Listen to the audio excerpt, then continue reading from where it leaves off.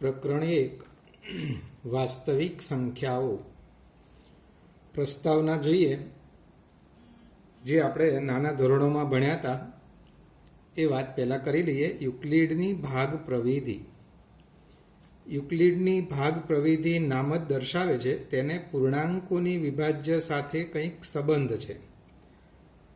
પૂર્ણાંકોની વિભાજ્યતા સાથે કંઈક સંબંધ છે. ઉદાહરણો દ્વારા આ વાતને સમજીએ. 8 એને 5 વડે ભાગીએ તો 5 એકા 5, શેષ વધે 3. 9 ને 4 વડે ભાગીએ તો 4 દુ 8, શેષ વધે છે 1. 7 ને 5 વડે ભાગીએ તો 5 એકા 5, 7 માંથી 5 ગયા, શેષ વધી 2. 9 ને 3 વડે ભાગીએ તો 3 તેરી 9, 9 માંથી 9 ગયા, શેષ 0. અહીંયા આપણે આ વાત સમજવાની છે કે 8, 9, 7 એ ભાજ્ય કહેવાય, જેને આપણે એ વડે દર્શાવીશું. જેને ભાગીએ એને કહીશું ભાજ્ય. જેના વડે ભાગાકાર કરવામાં આવે એને કહેવાય ભાજક, અને ભાજકને દર્શાવવા માટેનો સંકેત છે બી. ભાગફળ દર્શાવવા માટેનો સંકેત ક્યુ અને શેષ માટેનો સંકેત આર. આ વાત આપણે બીજા પ્રકરણમાં પણ ભણ્યા હતા. ભાજ્ય, ભાજક, ભાગફળ અને શેષ માટે આપણે સૂત્ર લખ્યું હતું, ભાજ્ય બરાબર ભાજક ગુણ્યા ભાગફળ વત્તા શેષ. સંકેતમાં આ વાતને લખીએ તો એ ભાજ્ય એટલે એ બરાબર બી ઇન્ટુ ક્યુ પ્લસ આર, જે આર એ શું છે? શેષ. તો ભાજ્ય સંખ્યા માટે એ, ભાજક સંખ્યા માટે બી, ભાગફળ સંખ્યા માટે ક્યુ અને શેષ સંખ્યા માટે આર સંકેત વપરાય છે. આમ એ બરાબર બી ક્યુ પ્લસ આર, અને આપણે ભાગ પ્રવિધિ કહીએ છીએ. હવે શેષ વિશે આપણે અભ્યાસ કરીએ તો કોઈ પણ ધન પૂર્ણાંક એને બીજા કોઈ ધન પૂર્ણાંક બી વડે ભાગવામાં આવે તો અનઋણ શેષ જ વધે. અનઋણ એટલે ઋણ નહીં. શેષ ક્યારેય ઋણ ના હોય, એટલે અનઋણ શેષ આર વધે, અને તે બી કરતા નાની હોય. બી એટલે ભાજક કરતા નાની. બી એટલે ભાજક. શેષ હંમેશા કેવી હોય? અનઋણ હોય અને ભાજક કરતા નાની હોય. આપણે ઉદાહરણ જોઈએ કે પહેલું ઉદાહરણ, શેષ કેટલી છે? 3. ભાજક 5, એના કરતા શેષ નાની. શેષ કેટલી વધી બીજા ઉદાહરણમાં? 1. ભાજક 4, એના કરતા નાની. શેષ કેટલી? 2. ભાજક 5, એના કરતા શેષ નાની. શેષ 0. ભાજક 3, એના કરતા નાની. તો શેષ કેવી હોય? 0 કાં તો ધન, પણ ઋણ ક્યારેય હોય નહીં. તો કોઈ પણ ધન પૂર્ણાંકોનો ભાગાકાર કરતા શેષ 0 હોઈ શકે. શેષ 0 હોઈ શકે. શેષ ધન પૂર્ણાંક હોઈ શકે. શેષ ભાજક કરતા નાની હોય. એ વાત આપણે જોયું કે શેષ ભાજક કરતા નાની છે. પણ ઋણ તો ન જ હોય. શેષ ઋણ ના હોય એટલે કે અનઋણ હોય. આમ મળતી શેષ પૂર્ણ સંખ્યાઓ ડબલ્યુ બરાબર 0, 1, 2, 3 એટલે કે પૂર્ણ સંખ્યાઓમાંથી જ મળે. શેષ હંમેશા પૂર્ણ સંખ્યાઓમાંની કોઈ એક સંખ્યા હોય. બીજો પોઈન્ટ ભણીએ, યુક્લિડનું ભાગાકારનું પૂર્વ પ્રમેય. આપેલા ધન પૂર્ણાંકો એ અને બીને સંગત અનન્ય પૂર્ણાંકો ક્યુ અને આર એવા મળે. બે પૂર્ણાંક એ અને બી આપ્યા હોય તો અનઋણ પૂર્ણાંકો ક્યુ અને આર એવા મળે કે જેથી એ બરાબર બી ક્યુ પ્લસ આર, જે ભાગાકારની ભાગ પ્રવિધિ હતી, યુક્લિડની ભાગ પ્રવિધિ જ સૂત્ર કે એ બરાબર બી ક્યુ પ્લસ આર. સાદી ભાષામાં કહીએ તો ભાજ્ય બરાબર ભાજક ગુણ્યા ભાગફળ વત્તા શેષ.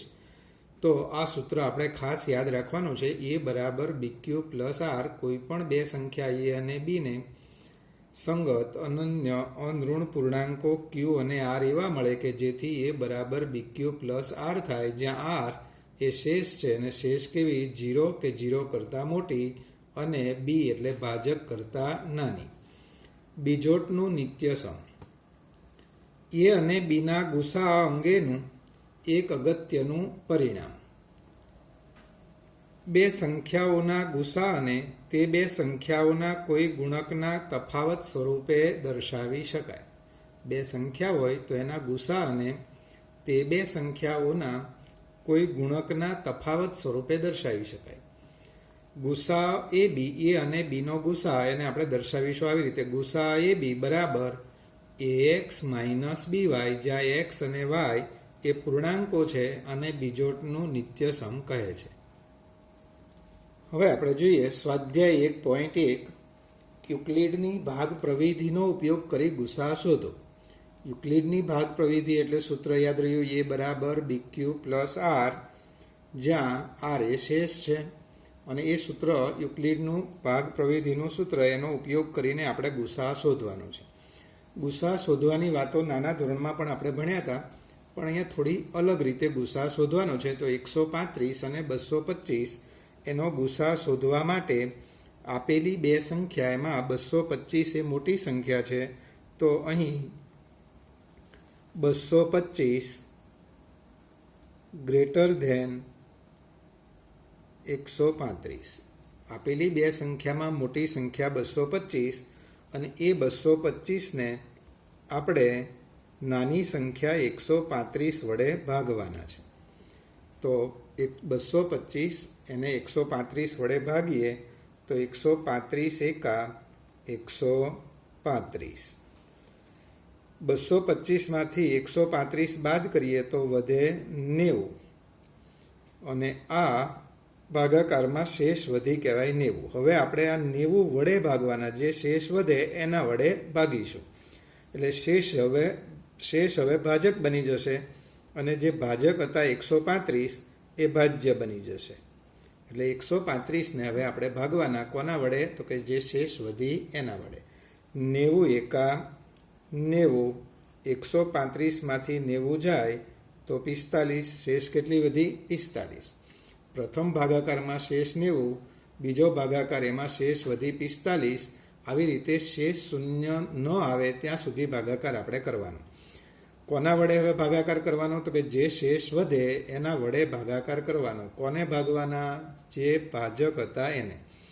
તો હવે 90ને ભાગીશું 45 વડે, તો 45 દુ 90, શેષ કેટલી આવી? 0. તો આવી રીતે આપણે મોટી સંખ્યાને નાની સંખ્યા વડે ભાગવાના છે. અને યુક્લિડની ભાગ પ્રવિધિ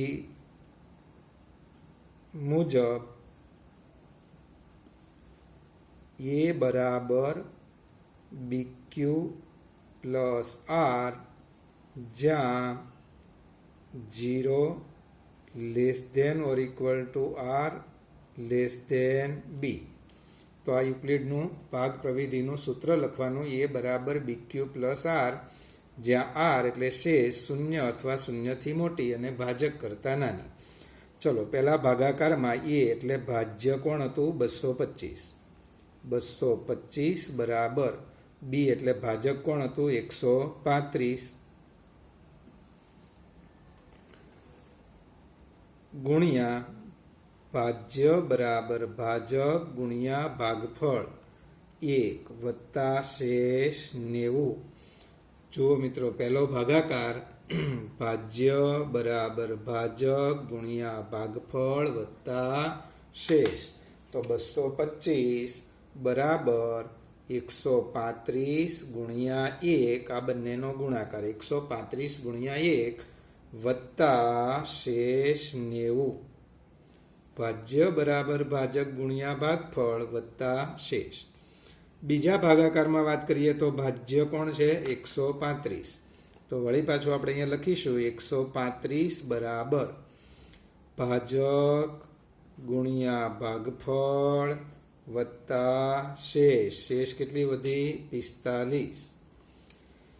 ત્રીજો ભાગાકાર, એમાં ભાજ્ય કોણ છે? 90. 90 બરાબર ભાજક ગુણ્યા ભાગફળ વત્તા શેષ. ભાજ્ય 90 બરાબર ભાજક 45 ગુણ્યા ભાગફળ 2 વત્તા શેષ 0. તો શેષ શૂન્ય આવે ત્યાં સુધી આપણે આ રીતે ભાગાકાર કરવાનો છે. અને કોના વડે ભાગાકાર કરવાથી શેષ શૂન્ય આવી? તો કે 45 વડે ભાગાકાર કરવાથી શેષ શૂન્ય આવી. કોના વડે ભાગાકાર કરવાથી શેષ શૂન્ય આવી? 45 વડે. તો જવાબમાં આપણે લખવાનું છે, જવાબ કરીને કે ભાગફળ શેષ જ્યારે શેષ શૂન્ય ત્યારે ભાજક 45 છે. શેષ શૂન્ય ત્યારે ભાજક કોણ છે? 45. માટે ગુસાઅ 135 અને 225 એનો ગુસાઅ 45. ગુસાઅ 135 અને 225 બરાબર 45. તો આ રીતે આપણે ગુસાઅ શોધવાનો છે. દાખલા નંબર પહેલાનો બીજો, 196 અને 38,200 નો ગુસાઅ શોધો. તો યુક્લિડની ભાગ પ્રવિધિ મુજબ આપણે ગુસાઅ શોધવાનો છે. મોટી સંખ્યા 38,220 એ 196 કરતાં મોટી છે. માટે કોને ભાગવાના? મોટી સંખ્યા 38,220 ને 196 વડે આપણે ભાગીશું. તો ભાગ ચાલશે 196 એકા 196 અને 382 માંથી 196 બાદ કરીએ તો 186, ઉપરથી 2 ઉતારીએ એટલે 1862. ભાગાકાર પૂરો નથી થયો. 38,220 ને આપણે 196 વડે ભાગવાના છે. તો પહેલા 1 વડે ભાગ ચલાવ્યો. હવે આપણે 18,862 એને 196 વડે ભાગવા છે. 10 વડે ગુણાકાર કરીએ તો 1960 થઈ જાય, વધી જાય. એટલે 9 વડે ભાગ ચલાવીએ તો 196 ગુણ્યા 9 1764. અને 1862 માંથી 1764 બાદ કરીએ તો વધે 98, ઉપરથી શૂન્ય ઉતારી એટલે 980. 196 ગુણ્યા 5 980 અને 980 માંથી 980 બાદ થયા એટલે 0. કોના વડે ભાગાકાર કરવાથી શેષ શૂન્ય આવી ગઈ? તો કે 196 વડે. અહીંયા પહેલા ભાગાકારમાં જ શેષ શૂન્ય આવી ગઈ. તો 196 વડે ભાગવાથી શેષ શૂન્ય. અને અહીંયા લખીશું યુક્લિડની ભાગ પ્રવિધિ મુજબ a બરાબર bq પ્લસ r, જ્યાં 0 less than or equal to r less than b. આ યુક્લિડનું ભાગ પ્રવિધિનું સૂત્ર ખાસ લખવાનું, શરત પણ લખવાની કે a બરાબર bq પ્લસ r, જ્યાં 0 less than or equal to r less than b. આવી રીતે યાદ ના રહે તો આપણે શબ્દોમાં યાદ રાખવાનું કે ભાજ્ય બરાબર ભાજક ગુણ્યા ભાગફળ વત્તા શેષ. અને શેષ હંમેશા 0 કે 0 થી મોટી અને ભાજક કરતા b કરતા નાની. એની જગ્યાએ 38,220 ભાજ્ય સંખ્યા, બીની જગ્યાએ ભાજક 196 ગુણ્યા ભાગફળ 195 વત્તા શેષ 0. આમ શેષ 0 ત્યારે ભાજક 196 છે. 196 વડે ભાગતા શેષ 0 થાય છે. માટે ગુસાઅ 38,220 અને 196 નો ગુસાઅ બરાબર 196. આવી રીતે ત્રીજો દાખલો તમારે હોમવર્કમાં ગણવાનો છે. દાખલા નંબર 2, દર્શાવો કે કોઈ પણ અયુગ્મ ધન પૂર્ણાંક સંખ્યા કોઈક પૂર્ણાંક q માટે 6q પ્લસ 1 અથવા 6q પ્લસ 3 અથવા 6q પ્લસ 5 પ્રકારની હોઈ શકે.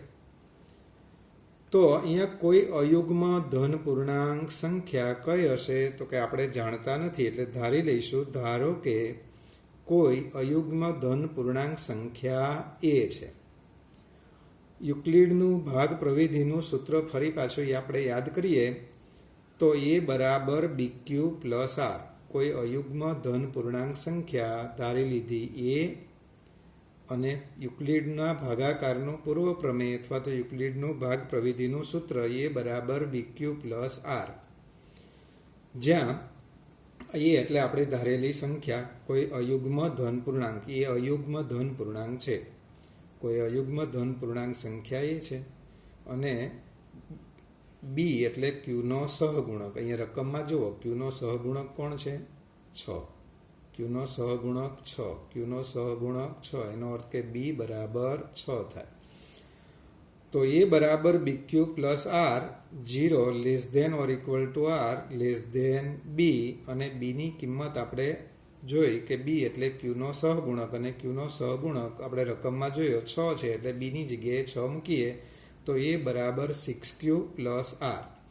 અહીં ક્યુ કોઈ પૂર્ણાંક છે, ક્યુ એ કોઈ પૂર્ણાંક છે, અને R એ શેષ છે, 0 less than or equal to R less than 6. શેષ R 0 અથવા 0 થી મોટી અને 6 કરતાં નાની, તો બીની જગ્યાએ આપણે 6 મૂકી દીધા. આના પરથી આપણે નક્કી કરીએ કે શેષ કઈ કઈ હશે, આરની કઈ કઈ કિંમતો હશે, તો કે 0 હોઈ શકે, 1, 2, 3, 4, 5, 0 અને 0 થી મોટી અને 6 થી નાની શેષ હોઈ શકે. એટલે શેષની અહીંયા આ 6 શક્યતાઓ છે, કાં તો 0 હોય, કાં તો 1 હોય, કાં તો R બરાબર 2 હોય, કાં તો R બરાબર 3 હોય, કાં તો શેષ 4 અને કાં તો શેષ 5 હોય. અને આ કિંમતો આપણે વારાફરતી આ સૂત્રમાં મૂકીએ કે એ બરાબર 6Q પ્લસ R, એમાં Rની જગ્યાએ 0 લઈએ તો એ બરાબર 6Q પ્લસ 0 એટલે 6Q. R બરાબર 1 લઈએ તો એ બરાબર 6Q પ્લસ R ની જગ્યાએ 1 એટલે એ બરાબર 6Q પ્લસ 1. શેષ 2 હોય તો એ બરાબર 6Q પ્લસ R ની જગ્યાએ 2, અથવા તો શેષ 3 હોય તો એ બરાબર 6Q પ્લસ 3, અથવા તો શેષ 4 હોય તો એ બરાબર 6Q પ્લસ R એટલે 4. એ બરાબર 6Q પ્લસ R બરાબર 5 લઈએ તો એ બરાબર 6Q પ્લસ 5. આમ આપણી ધારેલી સંખ્યા એ આમાંથી કોઈ હોય, કાં તો 6Q, કાં તો 6Q પ્લસ 1, કાં તો 6Q પ્લસ 2, કાં તો 6Q પ્લસ 3, કાં તો 6Q પ્લસ 4, કાં તો 6Q પ્લસ 5. પરંતુ આપણો ધારેલી સંખ્યા એ કેવી છે? અયુગ્મ છે. એ અયુગ્મ ધન પૂર્ણાંક છે, માટે એ 6Q પ્લસ 2, 6Q પ્લસ 4 હોઈ શકે નહીં. કેમ? તો કે આ 6Q પ્લસ 2 અને 6Q પ્લસ 4 એ 2 વડે વિભાજ્ય છે. એટલે કે વિભાજ્ય સંખ્યા બેકી સંખ્યાઓ છે. 6Q પ્લસ 2, 6Q અને 6Q પ્લસ 4 એ બેકી સંખ્યાઓ છે, એટલે 2 વડે વિભાજ્ય છે. આપણે એ અયુગ્મ ધન પૂર્ણાંક છે, માટે એ બરાબર 6Q પ્લસ 1, એ બરાબર 6Q પ્લસ 3, એ બરાબર 6Q પ્લસ 5 હોય. તો આપણે જવાબમાં લખીશું કે એ અયુગ્મ ધન પૂર્ણાંક સંખ્યા છે, માટે એ બરાબર 6Q, એ બરાબર 6Q પ્લસ 2, એ બરાબર 6Q પ્લસ 4 ન હોઈ શકે, કારણ કે એ કેવી સંખ્યાઓ છે? યુગ્મ. આથી એ 6Q પ્લસ 1 અથવા 6Q પ્લસ 3 અથવા 6Q પ્લસ 5 પ્રકારની જ હોય. દાખલા નંબર 3, એક લશ્કરનું 616 સભ્યોનું જૂથ લશ્કરના બેન્ડના 32 સભ્યોની પાછળ કૂચ કરી રહ્યું છે. બંને જૂથ સમાન સંખ્યાના સ્તંભમાં કૂચ કરી રહ્યા છે. તેઓ જે સ્તંભમાં કૂચ કરી રહ્યા છે તેવા કોઈ પણ સ્તંભમાં મહત્તમ કેટલા સભ્યો હશે? 616 સભ્યોનું લશ્કરનું એક જૂથ છે અને લશ્કરના બેન્ડના 32 સભ્યોનું જૂથ છે.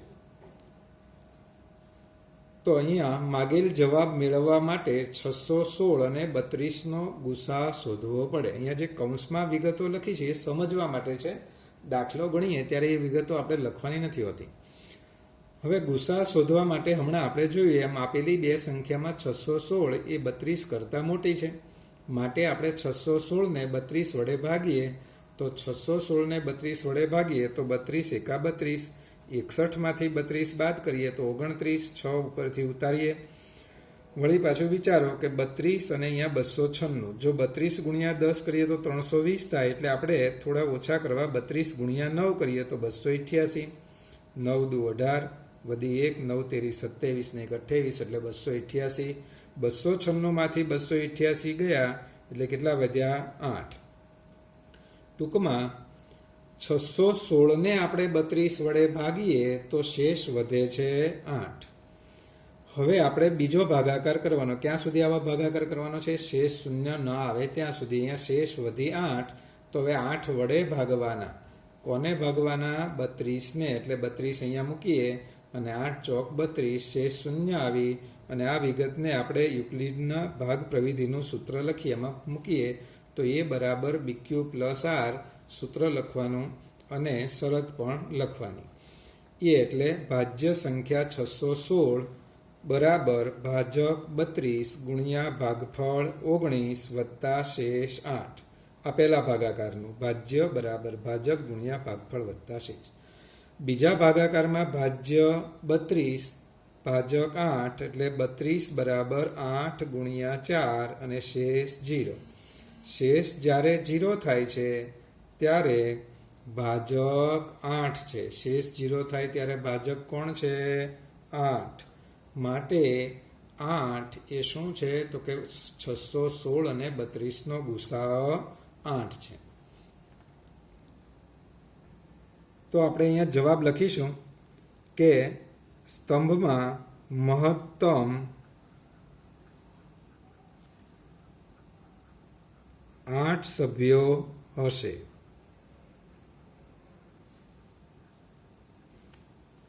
દાખલા નંબર 4. યુક્લિડની ભાગ પ્રવિધિનો ઉપયોગ કરી મોટામાં મોટી સંખ્યા શોધો. એવી મોટામાં મોટી સંખ્યા શોધો જેના દ્વારા 1251, 9377, 15628 ને ભાગતા શેષ અનુક્રમે 1, 2 અને 3 મળે. આપણે એવી સંખ્યા શોધવાની છે કે જે સંખ્યા વડે 1251 ને ભાગીએ તો શેષ 1 વધે, 9377 ને ભાગીએ તો શેષ 2 વધે, 15628 ને ભાગીએ તો શેષ 3 મળે. તો આપણે એવી સંખ્યા શોધવા માટે શેષ 1, 2 અને 3 વધે એના માટે આપણે પહેલેથી જ 1 બાદ કરી દઈએ. 1251 ને ભાગીએ તો શેષ 1 વધે છે. એનો અર્થ કે 1251 ને નિશેષ ભાગી શકાય એવી સંખ્યા. 9377 ને ભાગતા શેષ 2 વધે છે. એનો અર્થ કે 9375, 2 બાદ કરી દીધા એટલે 9375 ને નિશેષ ભાગી શકાય. 15628 ને ભાગતા શેષ 3 વધે છે, તો 3 બાદ કરીએ એનો અર્થ કે 15625 ને નિશેષ ભાગી શકાય. આમ 1250, 9375, 15625 એને નિશેષ ભાગી શકાય એવી સંખ્યા આપણે શોધવાની છે. અને એવી સંખ્યા શોધવા માટે આપણે આ ત્રણેય સંખ્યાનો ગુસાઅ શોધીશું. કૌંસની વિગતો માત્ર સમજૂતી પૂરતી છે. જુઓ, 3 સંખ્યાનો ગુસાઅ શોધવા માટે આપણે શું કરવાનું? તો કે પ્રથમ અને બીજી સંખ્યાનો ગુસાઅ શોધીશું. ત્યારબાદ જે ગુસાઅ આવે એનો અને ત્રીજી સંખ્યાનો ગુસાઅ શોધીએ તો એ ત્રણેય સંખ્યાનો ગુસાઅ કહેવાય. તો પહેલા 9375 અને 1250 પહેલી અને બીજી સંખ્યાનો આપણે ગુસાઅ શોધીએ. તો આપેલી બે સંખ્યા 9375 એ મોટી છે, તો 9375 એને 1250 વડે આપણે ભાગીએ. તો 1250 ભાગ્યા 9375 કરીએ તો 12 નો ઘડિયો આપણે વિચારો તો 12 × 84 અને 12 × 96 વધી જાય. એનો અર્થ કે 7 વડે ભાગ ચાલશે. એટલે 1250 ગુણ્યા 7 કરીએ તો 8750. કેટલી શેષ વધી? 625. આ પહેલો ભાગાકાર. એમાં ભાજ્ય બરાબર ભાજક ગુણ્યા ભાગફળ વત્તા શેષ. યુક્લિડની ભાગ પ્રવિધિનું સૂત્ર લખ્યું. એમાં એ એટલે ભાજ્ય 9375 ભાજક 1250 ગુણ્યા ભાગફળ 7 વત્તા શેષ 625. બીજો આગળ ભાગાકાર કરવા માટે હવે કોના વડે ભાગાકાર? 625. જે શેષ વધી એના વડે ભાગાકાર કરવાનો. કોને ભાગીશું? તો કે જે ભાજક હતા એને 1250 ને. અને 1250 ને 625 વડે ભાગીએ તો 625 ગુણ્યા 2 1250, શેષ 0 આવી. અને આ વિગતને આપણે ફરી પાછી યુક્લિડના ભાગ પ્રવિધિના સૂત્રમાં મૂકીએ તો ભાજ્ય 1250 બરાબર 625 ગુણ્યા 2 વત્તા શેષ 0. શેષ 0 થાય છે ત્યારે ભાજક કોણ છે? 625. શેષ 0 ત્યારે ભાજક 625 છે. માટે 1250 અને 9375 નો ગુસા 625. અને હવે આપણે 625 અને ત્રીજી સંખ્યા કઈ આપણી બાકી હતી? 15625. એનો ગુસા શોધીશું. તો 625 અને 15625 નો ગુસા શોધીએ તો 15625 એ મોટી છે એટલે 15625 એને આપણે 625 વડે ભાગીએ. સૂત્ર લખીશું યુક્લિડની ભાગ પ્રવિધિનું સૂત્ર. અને 15625 તો 15625 એને 625 વડે આપણે ભાગીએ તો 625 ગુણ્યા 2 1250, બાદબાકી કરીએ તો 3312 અને ઉપરથી 5 ઉતાર્યા. 625 ગુણ્યા 5 3125. આમ શેષ આવી 0. પહેલા જ ભાગાકારમાં અહીંયા શેષ 0 આવી ગઈ. 625 વડે ભાગતા જ શેષ 0 આવી ગઈ. અને એ વિગત આપણે અહીંયા લખીએ તો ફરી પાછું યુક્લિડની ભાગ પ્રવિધિનું સૂત્ર. એમાં એ એટલે 15625 ગુણ્યા ભાજક 625 ભાગફળ 25 વત્તા શેષ 0. શેષ 0 ત્યારે ભાજક એટલે કે 625 એ ગુસા છે. આમ 15625 અને 625 નો ગુસા 625. એનો અર્થ એવો થયો કે 1250, 9375 અને 15625 ને 625 વડે નિશેષ ભાગી શકાય. પરંતુ 1250 ને નિશેષ ભાગી શકાય, પણ 1251 ને ભાગો તો શેષ 1 વધશે. 9375 ને 625 વડે નિશેષ ભાગી શકાય, પણ 9377 ને ભાગો તો શેષ 2 વધશે. એ જ રીતે 15625 ને 625 વડે નિશેષ ભાગી શકાય, પણ 15628 ને 625 વડે ભાગો તો શેષ 3 વધે.